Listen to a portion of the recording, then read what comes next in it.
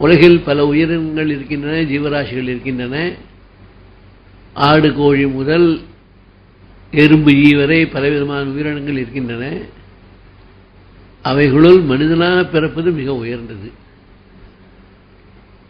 ஏனென்றால் பாவத்தின் செயலாலே அவர்களெல்லாம் நீச்ச ஜென்மாவை அடைந்திருக்கிறார்கள். மனித பிறவிலே செய்த பாவத்தின் பயனாகத்தான் அது மாதிரி ஜென்மாக்கள்லாம் நமக்கு கிடைக்கிறது. அதனால மனித பிறவி என்பது ஒரு உயர்ந்த பிறவி. இதில் பாவகாரம் செய்தால் இந்த மாதிரி தாழ்வான நீச்சமான ஜென்மாக்கள்லாம் எடுக்க வேண்டியிருக்கும். உயர்ந்த ஜென்மா புண்ணியம் செய்தால் சொர்க்கலோகம் போன்றவர்களுக்கெல்லாம் செல்லலாம். ரெண்டும் இல்லாத மத்தியமாக இருக்கிறவர்களெல்லாம் இந்த பூலோகத்திலேயே திரும்பி வந்து பிறக்கலாம் என்பது நியதி. அந்த வகையிலே சாத்விகம், ராஜசம், தாமசம் என்ற 3 குணங்கள் இருக்கின்றன. சாத்விகம் என்பது நல்ல வெடுப்பாக, தூய்மையாக, சுத்தமாக இருப்பது. ராஜசம் என்பது ஷேப்பாக, இரத்த காயமெல்லாம் வெட்டுக்காயத்துடன் இருப்பது ராஜசம். தமோகுணத்தினுடைய காரியம் என்னவென்றால் தூக்கம், சோம்பேறித்தனம் போன்றவைகள்லாம். இவைகள்லாம் வருவதற்கு காரணம் நம்முடைய உணவு. சாத்விகமான உணவை நாம் எல்லாம் சாப்பிட்டால் சாத்விகமான எண்ணங்களும் காரியங்களும் செயல்களும் வரும். ராஜசமான உணவை சாப்பிட்டால் வெட்டுகொலை போன்ற கிரிமினல் புத்தி தான் நமக்கு தோணும். தமோகுணமான ஆகாரத்தை சாப்பிட்டால் அதற்கு தகுந்த மாதிரி சோம்பேறித்தனம், தூக்கம், ஆலஸ்யம் இவைகள் தான் வந்து சேரும். இதை பற்றி பகவான் கீதையிலே நிறைய சொல்லியிருக்கிறார்கள். மதுரமாக இருக்க வேண்டும், இனிப்பாக இருக்க வேண்டும். அதே நேரத்தில் அதிக இனிப்பாக இருக்கக்கூடாது, மத்திய இனிப்பாக இருக்க வேண்டும்.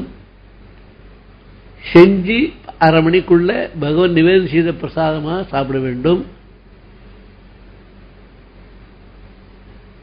அதே போல கரிகாய்கள்லையும் ராஜச தாமச ஆகாரங்கள் எல்லாம் இருக்கின்றன. வெங்காயம் போன்றவைகள்லாம் இருக்கின்றன, உள்ளிப்பூண்டு போன்றவைகள்லாம் இருக்கின்றன. அதெல்லாம் ராஜச தாமச ஆகாரத்தை சேர்ந்தது. அப்படி இல்லாத வெண்டைக்காய் போன்றவைகள், பூசணிக்காய் போன்றவைகள், நல்ல கரிகாய்களை, வாழைக்காய், வாழைப்பு போன்றவைகளை சாத்விக ஆகாரத்துக்கு உறுதுணையாக இருக்கக்கூடியது.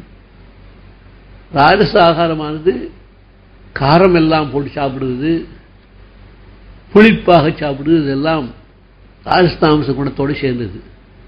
ஆகவே அப்படிப்பட்ட ஆகாரம் சாப்பிட்டா ரஜோகுணத்தின் மூலமாக வளர்ந்து ரஜோகுணத்தினுடைய சுபாவம் எல்லாம் வாழ்க்கையிலே வந்துவிடும்.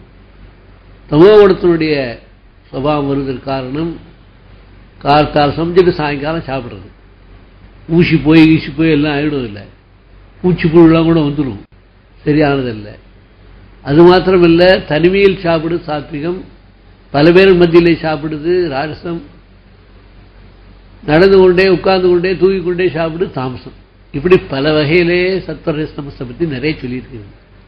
ஆகவே மனித வாழ்விலே உயர்ந்த பிரிவு எடுத்த நாம் சாத்விகமாக வாழ வேண்டும் என்றால் ரஜோகுண தமோகுணம் உள்ளவர்களாக வாழக்கூடாது. அப்படி வாழ வேண்டும் என்று இருந்தால் மிருகங்களாக நாம் எல்லாம் போய்விடுவோம். மிருகங்களுடைய சிம்மம் எல்லாம் இருக்குது, அதெல்லாம் ரஜோகுணத்தினால் வரக்கூடியது. குள்ளநெறி போன்றதெல்லாம் இருக்குது, அதெல்லாம் தமோகுணத்தினால் வரக்கூடியது. ஏமாற்றி பழைக்கிறது குள்ளநெறி போன்றவைகள் தான். அப்படிலாம் இல்லாமல் சாத்விகமாக வாழ்க்கை நடத்த வேண்டும் என்றால், மனிதருக்குள் மனிதனாக வளர வேண்டும் என்றால் சாத்விகமான உணவை உட்கொள்ள வேண்டும். பகவானை பக்தி செய்ய வேண்டும். நல்ல குணத்தை, உண்மை பேசுவது, திருடாமை இருப்பது, கொல்லாமை செய்வது, அஹிம்சா, சத்தியம், அஸ்தேயம், சௌச்சம், இந்திரிய நிகிரகா, உடம்பு சுத்தமாக வைத்துக்கொண்டு குளிப்பாட்டு சுத்தமாக வைத்துக் கொள்வது, மனசுல குழப்பம் இல்லாமல் இருப்பது, இதெல்லாம் சாத்விகமான சுரூபத்தோட சுபாவத்தோடு சேர்ந்தது. ரஜோகுண சுபாவம் எல்லாம் அடி தடி உத கோபம் தாபம் இதெல்லாம் வர்றதெல்லாம் ரஜோகுணம். தூக்கம் அப்படியே உட்கார்ந்து ஆலசியமாக எதை சொன்னாலும் எழுதுக்காக உட்கார்ந்துட்டே இருந்தாக்க தாமசம். இப்படி இல்லாமல் சாத்விகமான மனிதனாக வாழ வேண்டும். அந்த சாத்விகமான மனிதன் வாழ்வதற்கு சாத்விகமான உணவு அவசியம். சாத்விகமான உணவு அவசியத்தோடு கூட நல்ல எண்ணங்களையும், நல்ல சிந்தனைகளையும், நல்ல சூழ்நிலையும் உண்டு பண்ணிக் கொள்ள வேண்டும். சாத்விகமான ஆகாரம் வருவதற்கு இயற்கை உரம் அவசியம். இப்பொழுதெல்லாம் கெமிக்கல்ஸ் நிறைய போட்டுவிட்டு, உரங்களுக்கு போட்டுவிட்டு அதன் மூலம் வளரக்கூடியதாக ஆகிறது. நிறைய தானியம் கிடைக்கிறது கெமிக்கல்ஸ் மூலமாக. ஆனால் அத்தனையும் அதில் பாய்சனோடு கூட இருந்து நம்ம மனசெல்லாம் கெடுத்துடுறது. ஆக இயற்கை உரம், பசுமாட்டு சாணி, போன்றவைகள்லாம் தழைகள் முதலீடுகள்லாம் போட்டால் அது இயற்கை உரம்.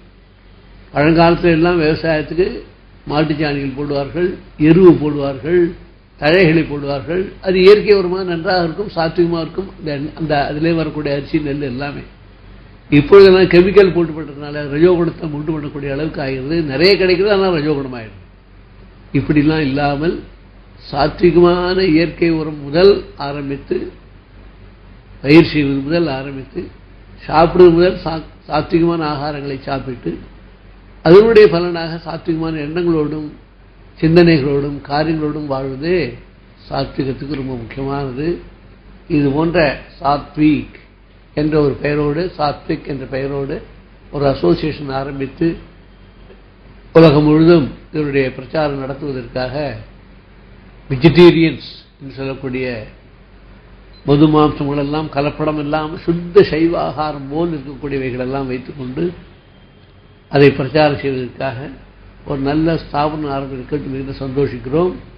இந்த மாதிரி எல்லோரும் சாத்விகளாக இருந்து விட்டால் பிரச்சனையே கிடையாது. எங்கே ரஜோகுணம் சமகுணம் ஏறுறதோ அங்கதான் பிரச்சனையே வருது. அதனால பிரச்சனை குறையறதுக்கு எல்லாரும் சாத்விக வழியில நின்று சாத்விக உணவை உண்டு சாத்விக சிந்தனைகளை உண்டு பண்ணிக்கொண்டு எல்லோரும் சாத்விக் என்ற குரூப்பிலே உறுப்பினர்களாக சேர்ந்து அடையாளமாக உணவு முதல் பழக்கம் வரை எல்லாம் சாத்விகமாக வளர்வதற்கு உறுதுணையாக நிறைய பேர் சேர வேண்டும் என வாழ்த்தி ஆசீர்வதிக்கிறோம். ஜெய் ஜெய் சங்கர, ஹர ஹர சங்கர்.